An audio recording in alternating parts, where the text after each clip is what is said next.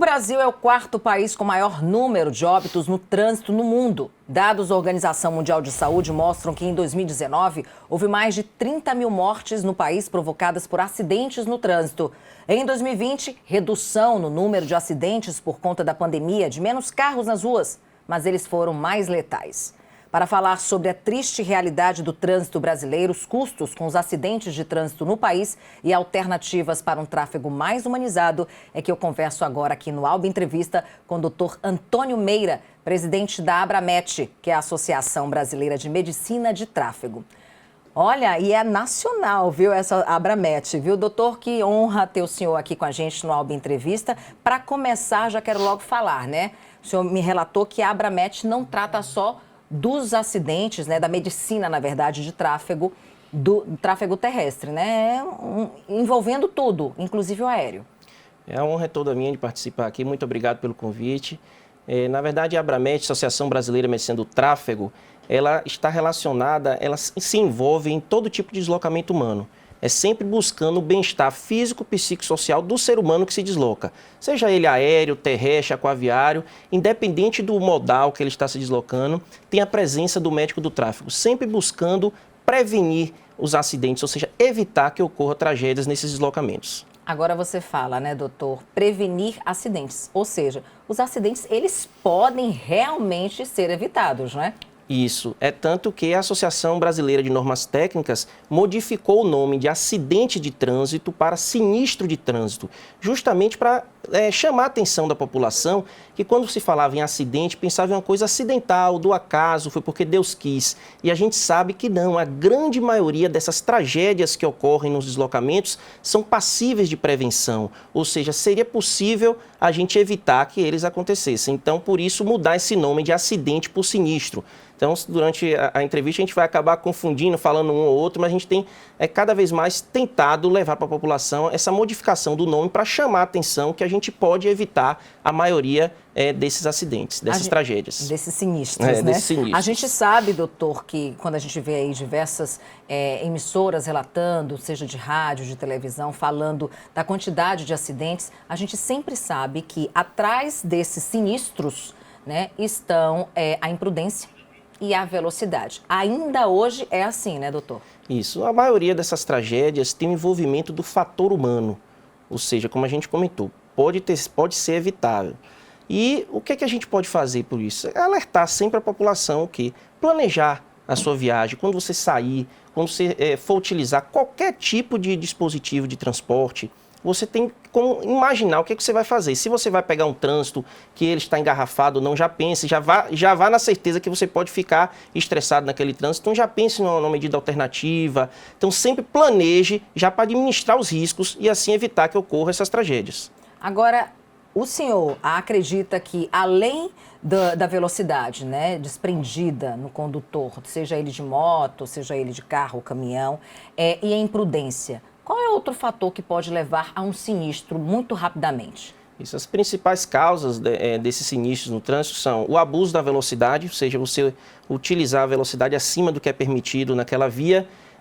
Além disso, o não uso de equipamentos de proteção, como o cinto de segurança, as cadeirinhas, os dispositivos de retenção de crianças, porque eles não evitam os acidentes, mas evitam as consequências das tragédias. Que podem ser maiores. Se tiver uma tragédia, se você tiver com um cinto de segurança, se estiver transportando uma criança no dispositivo adequado para aquela idade, para aquele peso, com certeza você vai diminuir o risco de ter lesões graves e morte.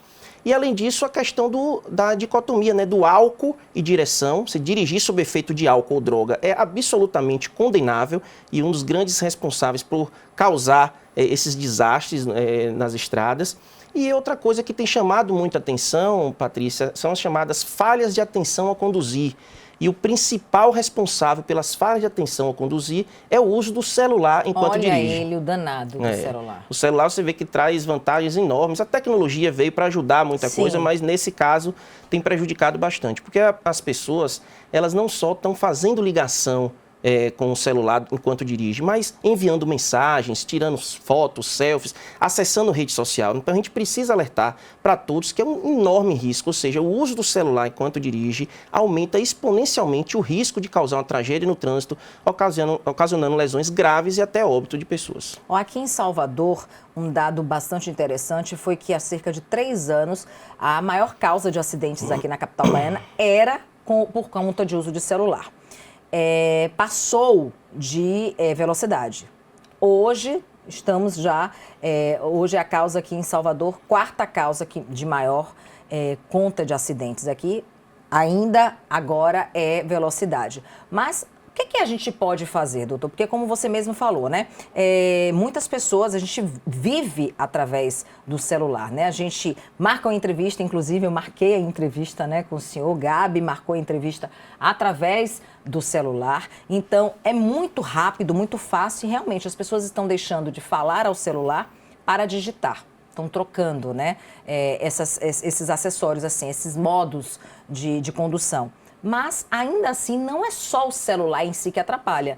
Uma música alta também no carro pode fazer com que a pessoa também perca uma certa noção, inclusive, de quem está passando do lado, um motociclista. Existem várias falhas de atenção ao conduzir. Até o transporte de animal, por exemplo, né, dos pets, dos animais de estimação. Recentemente, a Abramet publicou uma diretriz junto com o Conselho Regional de Medicina Veterinária do Paraná com orientações sobre o transporte adequado de animais. Assim como a gente tinha uma diretriz que virou lei, a lei das cadeirinhas, foi baseada no Instituto Técnico da Abramet, em que orienta qual dispositivo adequado você deve utilizar para aquela criança, a depender da idade, do peso e da altura, sempre pensando na preservação de vidas.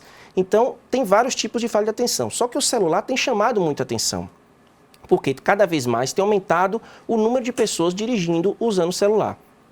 E o celular, ele causa 3 tipos de distração, que a gente chama. Tem a distração manual, em que você está utilizando ali, enviando a mensagem, tirando uma foto.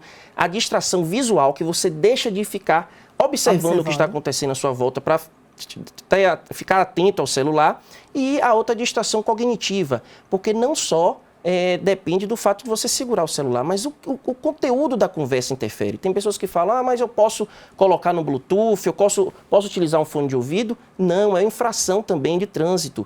E por quê? Porque esse conteúdo da conversa pode causar uma distração, causar um efeito cognitivo em você e você ficar distraído do que está acontecendo e causar uma tragédia no trânsito. Então, você pode receber uma informação de um falecimento de um ente querido ou de alguma coisa importante do trabalho. Então, o conteúdo da conversa é importante. Então, se você vai entrar, se você vai dirigir, vamos fazer uma analogia com a associação do álcool e direção.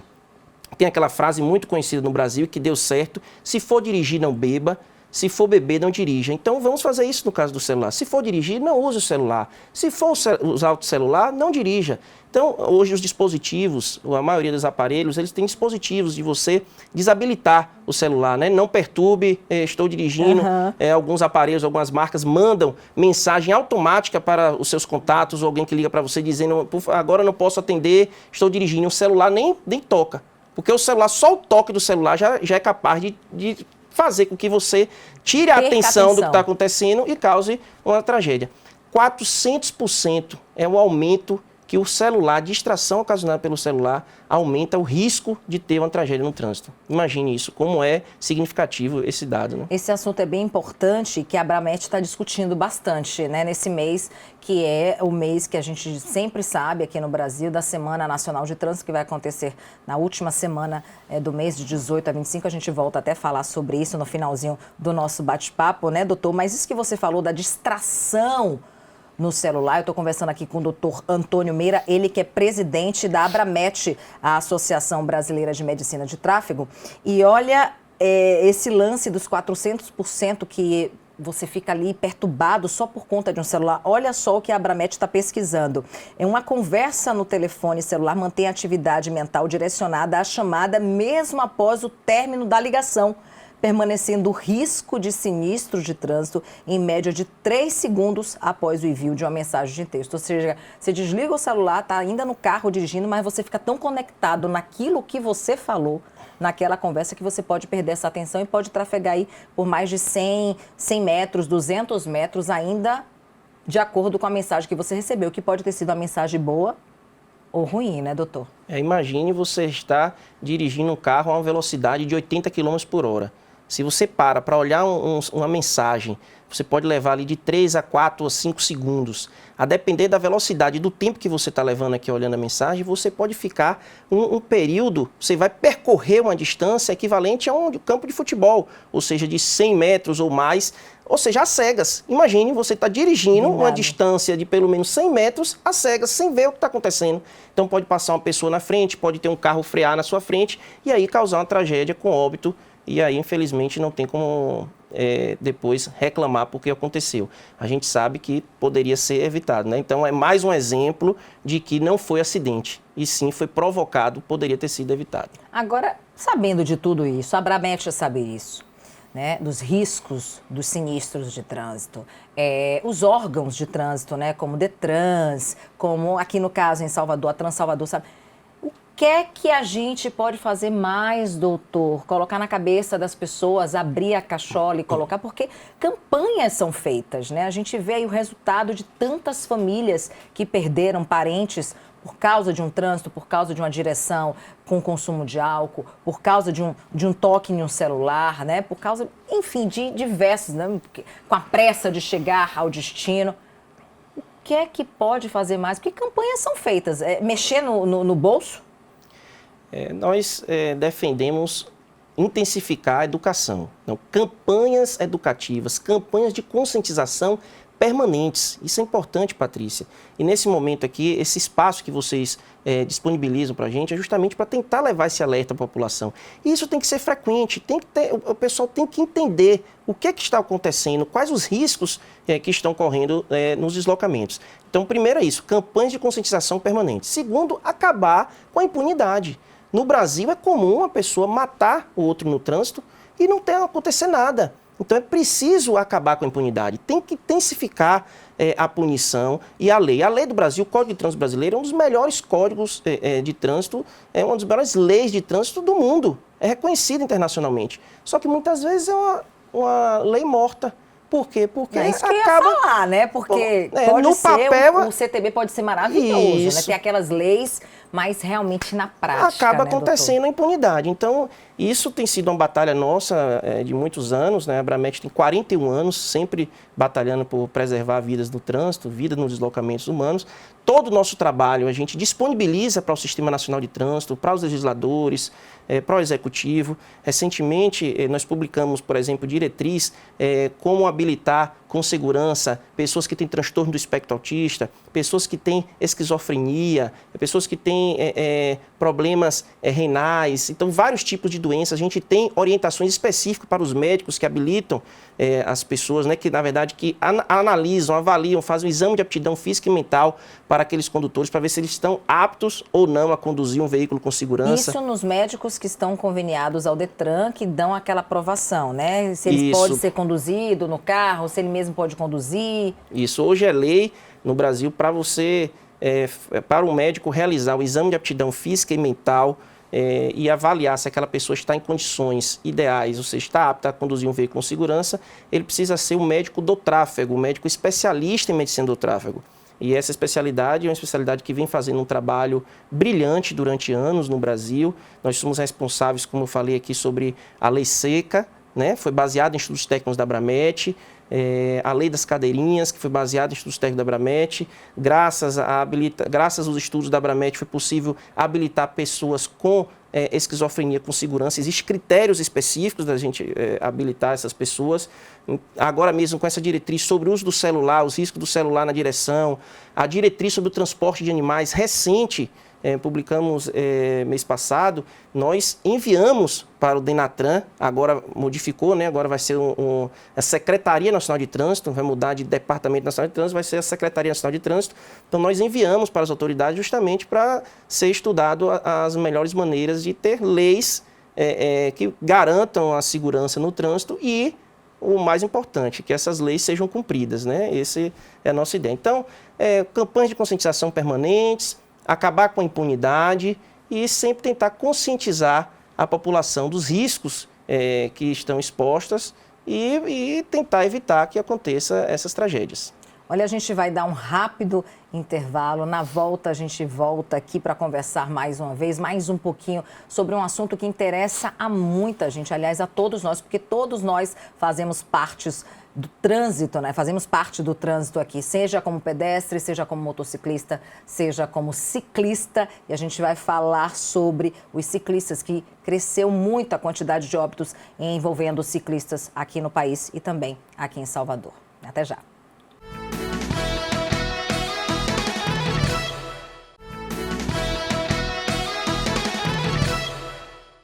A, B, C, D, E, F, G, H, I, J, K, L, M, N, A, P, Q, R, S, T, U, V, W, X, Y, Z.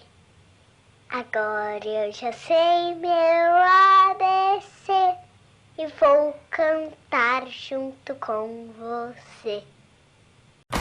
Ninguém faz isso. Oi, pode falar. Nem isso.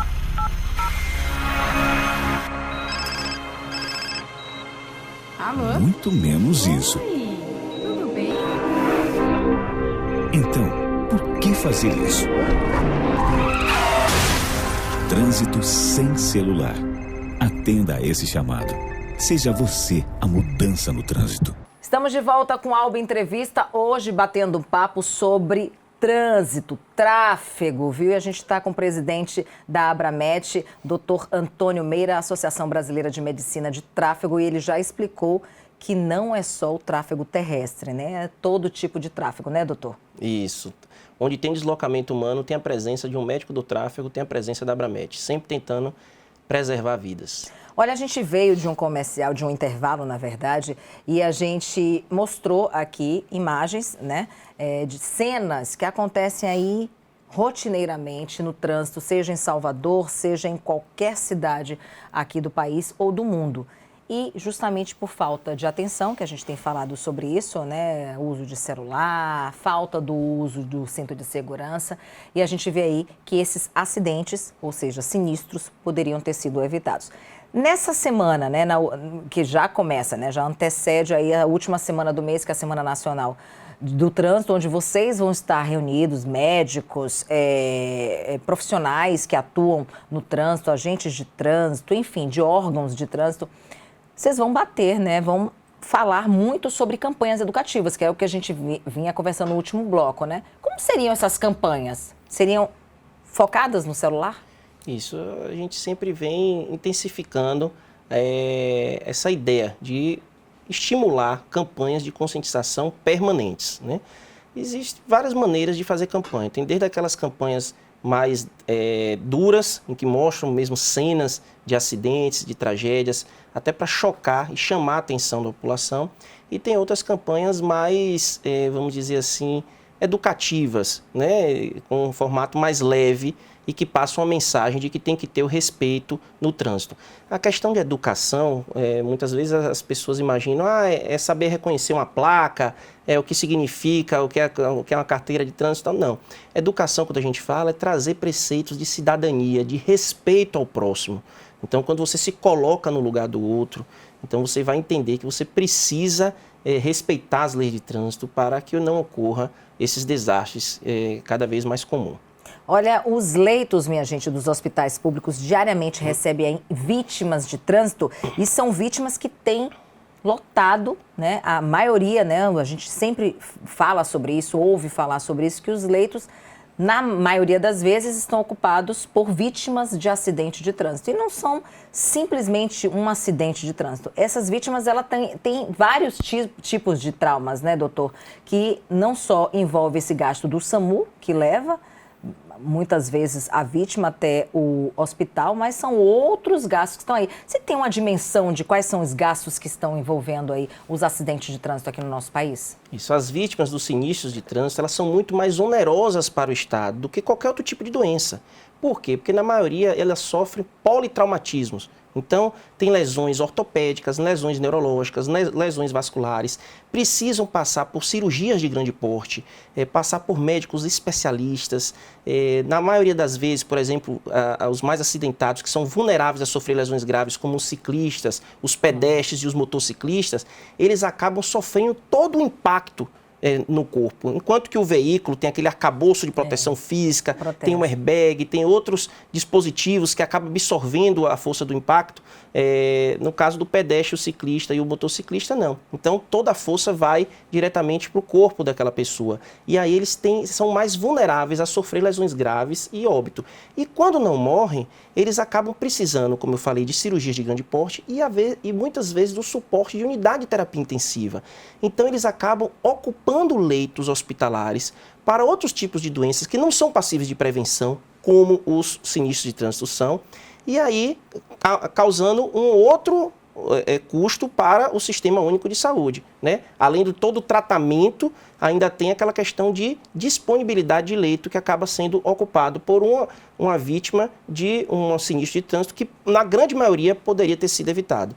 Além disso, muitos que sobrevivem acabam ficando sequelados, acabam ficando impossibilitados de trabalhar, inválidos, e aí né? Causando um problema tanto para a pessoa como para os familiares e também para o INSS, para a aposentadoria. Então, na verdade, é um custo enorme. Os sinistros de trânsito representam a segunda principal causa de morte não natural no país. Alguns estados, Patrícia, representam a primeira causa de morte não natural, superando os homicídios.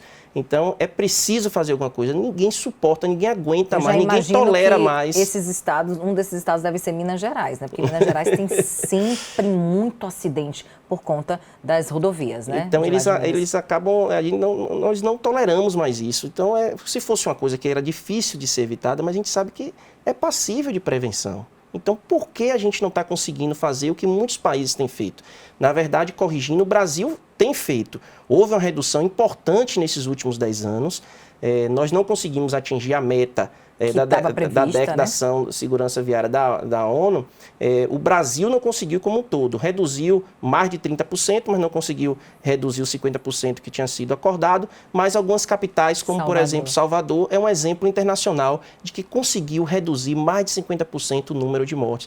E nós temos orgulho de dizer que fazemos parte dessa equipe, né, junto com o programa Vida no Trânsito, coordenada pelo Ministério da Saúde, com participação de todos os órgãos de trânsito, com o SAMU, com o DETRAN, com o Transalvador, com a Prefeitura, com o Estado, com a Secretaria de Saúde Municipal e Estadual. Então, é um programa intersetorial e que tem feito resultado. E está de parabéns por isso. Agora, dá resultado sim. Quando a gente bate, dá resultado, porque foi assim com a campanha da Lei Seca, né? Você viu que nos primeiros anos da campanha da Lei Seca, a redução foi muito significativa. Agora, eu acho, doutor, que com o passar dos anos, vai tendo aquela, né, frouxidão, vai afrouxando. Tanto que, hoje em dia, tem muitas pessoas que bebem a quantidade que bebiam antes da Lei Seca e que pararam por um tempo por conta, né, de outras questões, principalmente financeiras, porque sabe que quando tem que pagar R$3.000, né? Você acha que essas campanhas não deveriam ter sempre, assim como o senhor sempre prega aí de campanhas educativas, sempre ter que bater, não tem que voltar a fazer uma campanha também mais efetiva, traçando também a Lei Seca, e que as outras campanhas sejam tão parecidas com a Lei Seca, principalmente financeiramente? Com certeza, mas Patrícia, você falou uma coisa interessante. Você disse que as pessoas acabam relaxando e voltando. Por que isso? A impunidade. É porque ele começa a compreender que se acontecer um acidente com tragédia, eu sei de uma pessoa que teve um acidente, matou e morreu uma pessoa, mas não teve nada, ela não foi presa, não foi nada. Então, essa sensação de impunidade que precisa acabar no Brasil. É isso que precisa acabar. Quando começar a realmente punir quem deve ser punido, aí sim nós vamos ter um maior respeito às leis de trânsito. E outra coisa importante é o endurecimento da lei. E aqui eu, mais uma vez, falo que a Abramet tem orgulho de ter participado dessa alteração recente do Código de Trânsito Brasileiro, apesar de que não saiu como nós pretendíamos, mas aconteceram alterações importantes. Dentre elas, acabar com a questão da punição alternativa. Alternativa com cestas básicas. Isso, para quem matar no trânsito sob efeito de álcool ou droga. Ou seja, aquela pessoa que cometer um crime no trânsito, que cometeu uma tragédia no trânsito, ocasionando um óbito, se ele estiver, por causa do álcool ou droga, ele vai ser preso. Isso está na lei. Tomara, mais uma vez, Patrícia, que essa lei seja cumprida. E aí sim a gente vai ver resultados, como acontece lá fora. Vai em outro país, vai em algum país da Europa, vai nos Estados Unidos e ande num veículo, dirija um veículo sob efeito de álcool para ver o que acontece.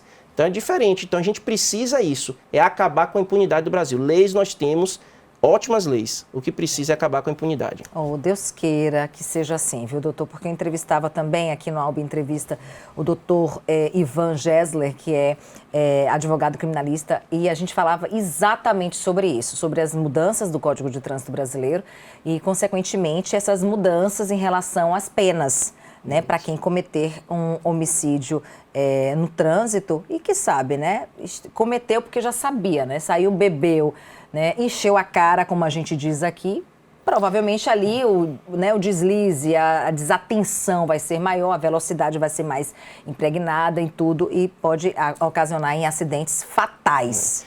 Patrícia, a pessoa que dirige sob efeito de álcool, dirige sob efeito de uma droga ou não respeita as leis de trânsito, é uma tragédia anunciada. Ou seja, está colocando em risco não só a sua vida, como a vida de outras pessoas. Esse que é o problema. Então, nessa semana, né, que o senhor viaja, saindo daqui já viaja para o Rio de Janeiro, tem um final de semana aí todo de congresso científico, reunindo, né, os médicos do tráfego, reunindo pessoas ligadas à área, né, do trânsito. O que vai ser decidido, definido? O senhor já deve saber algumas coisas, né, que vão ser colocadas em pauta lá, né? Isso. A Abramet tem uma tradição de fazer congressos nacionais, né, a cada 2 anos. Então, esse vai ser o 14º Congresso Brasileiro de Medicina do Tráfego e o 3º Congresso Brasileiro de Psicologia do Tráfego. E nesse congresso nós reunimos as maiores autoridades de trânsito do país, desde advogados, as pessoas dos DETRANS, CETRANS, né? Temos a participação do FOCOTRAN. Então, o Sistema Nacional de Trânsito está presente, os médicos, os psicólogos. Nós vamos ter lá uma participação internacional, alguns palestrantes internacionais, trazendo novidades de fora do país para o Brasil e sempre com o objetivo de debater o que é que precisa ser feito para a gente, cada vez mais, preservar vidas no trânsito e diminuir essas tragédias nas estradas e nos deslocamentos humanos. Então, sempre tem alguma coisa interessante, sempre sai projetos de qualidades e eu acredito que será um sucesso. Estaremos no Rio de Janeiro e tenho certeza que será muito produtivo esse evento científico que a Abramet realiza com apoio da Associação Médica Brasileira, com o Conselho Federal de Medicina, a Federação Nacional dos Médicos, o Conselho Federal de Psicologia. Então, a participação de parlamentares. Interessante que nossos congressos sempre tem a participação de parlamentares. Nós vamos ter lá a Frente Parlamentar da Medicina, o relator do atual Código de Trânsito, né, que fez alterações do Código de Trânsito brasileiro, vai estar lá com a gente. Então, nós temos o presidente da Frente Parlamentar em prol do trânsito seguro também presente. Então, é um evento muito legal, muito qualificado e que com certeza será um sucesso e vai trazer benefícios para a sociedade brasileira.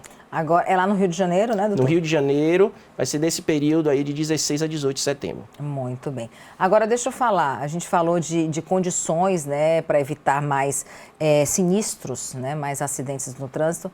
E os ciclistas, doutor? Porque a gente sabe que nessa pandemia as pessoas ficaram mais em casa, muitas por conta de academias fechadas ou porque com medo mesmo, né, de ir às ruas se exercitar. Muitas compraram bicicletas e começaram a utilizar a bicicleta não só para lazer, para o esporte, mas principalmente para ir ao trabalho, ainda mais com essa gasolina a R$7, né? Então, cresceu muito o número de ciclistas. A gente vê aqui em Salvador, né, muitos que trafegam diariamente, inclusive à noite, em vários grupos, e esses correm muitos riscos, né? Sem contar que, quando a gente está do lado de lá, muitos não respeitam os ciclistas, né? Na verdade, a Abramet fez um levantamento recente, analisando os dados do DataSUS, do Ministério da Saúde, em apoio com a 360, e foi mostrado que houve um aumento de mais de 30% do número de tragédias, né, envolvendo ciclistas. Os ciclistas, assim como os motociclistas e os pedestres, eles são mais vulneráveis a sofrer lesões graves, a sofrer acidentes e a sofrer lesões graves e óbito, né? Então, é preciso, primeiro, entender que o ciclista ele é menos visível no trânsito, então ele compete espaço com veículos de tamanhos diferentes, de velocidades diferentes. O próprio Código de Trânsito Brasileiro diz que o maior deve dar preferência e cuidado menor, e o motorizado deve dar preferência e cuidado não motorizado. Então isso é importante. Então a gente pede que aqueles condutores de veículos automotores que tentem respeitar os ciclistas, entender que eles são mais vulneráveis a sofrer acidentes, a sofrer lesões graves e óbito, que eles são menos vistos, então tem que ter atenção em relação a eles. E, em compensação, os ciclistas também entender isso, saber que eles estão competindo com veículos de tamanho e velocidade diferentes, são menos visíveis e precisam respeitar também as leis de trânsito e ter maior cuidado durante esses trajetos. Agora, claro que é preciso chamar a atenção aqui dos gestores, Patrícia. Nós não temos um espaço adequado, seguro e bem sinalizado para os ciclistas. Tem ocorrido um aumento cada vez maior de pessoas que buscam esse modal de transporte e que é mais barato, é saudável, não polui. Então, cada vez mais a gente estimula que seja utilizado, claro, com todos os equipamentos de proteção individual, tem que utilizar. Capacete, o capacete, por exemplo, não é obrigatório no Código de Trânsito Brasileiro, mas é importante, então use o capacete. Cuide de você, né, gente? O capacete, ele protege mais de 70% o risco de lesão grave caso ocorra um acidente e salva a vida em mais de 45%. A chance de sobreviver, se estiver usando o capacete de uma queda, é bem maior. Então, a gente sempre tenta esclarecer que os ciclistas, por serem mais vulneráveis, têm que ter mais cuidado e, com isso, se proteger e os outros também protegerem, né, os ciclistas. Então, é basicamente aquela mão dupla, um protegendo o outro para tentar evitar que ocorra esses desastres nesses transportes. E os gestores, claro, né, Patrícia, tentar construir meios, vias acessíveis e seguras para os ciclistas transitarem. Hoje não só utiliza a bicicleta para o lazer, para o esporte. Tem aumentado cada vez mais o número de bicicletas para lazer e esporte. Mas também para o trabalho. Hoje a pessoa trabalha, ele faz entrega através de uma bicicleta. É verdade. E essas pessoas que trabalham não têm aquela opção de escolher. Quem vai a lazer pode escolher, não, eu vou pegar aquela via que é mais segura. Quem trabalha não tem. Então é preciso olhar para essas pessoas. E lembrando também que a gente que dirige, que pega uma moto, a gente tem o mesmo direito de quem está do outro lado, né? E os deveres de quem está em pé, na bicicleta também. E você que é ciclista, assim como eu sou ciclista, respeite as leis de trânsito, vá no sentido da via. Se o carro está indo naquela direção, você tem que ir na mesma direção do carro. Tem gente que gosta de ir no sentido oposto, né? Isso muito... leva a gente a ter mais condição de ter um acidente se a gente vai no sentido oposto do tráfego. E claro, né? Eu prefiro pedalar pela ciclovia. Mas Salvador não tem tanta ciclovia quanto tem ciclofaixa. E eu confesso, morro de medo de disputar ciclofaixa com os veículos, viu? Apesar de estar num veículo, que é a bicicleta, mas morro de medo, porque tem muito disso, né, doutor? O veículo grande tem que proteger o pequeno, mas nem sempre o veículo grande protege o pequeno. E, às vezes, se joga em cima do pequeno. Então, todo cuidado é pouco, a gente faz a nossa parte, vocês fazem a de vocês assim. E eu falo nos dois sentidos, como motorista e como ciclista também. Isso. Doutor, quero agradecer a sua participação aqui, desejar sucesso nesse congresso aí, que saiam bastantes ideias, principalmente eu sugiro que saia assim uma campanha educativa e que conscientize também as montadoras para fazer algum aplicativo, já que as montadoras inventam muita tecnologia. Vai tocar no celular, toma um choque. Não toca no celular enquanto o carro estiver ligado, não é? Mais ou menos isso, porque, minha gente, tá complicado, viu? Tá complicado mesmo. E se a gente evitar certas coisas, a gente com certeza evita sinistros, né? Esses acidentes no trânsito. Doutor, muito obrigada, viu? Eu que agradeço mais uma vez essa oportunidade de poder estar contribuindo, né? Levar essa mensagem de cuidado para a sociedade. Muito obrigado. Pode contar comigo e com a Abramet. Sempre que estiver pensando em preservar vidas nos deslocamentos humanos, pode contar com a gente. Muito obrigado. Obrigada, digo eu. Gente, a gente vai ficando por aqui e vocês ficam aqui com toda a programação aqui da nossa TV Alba.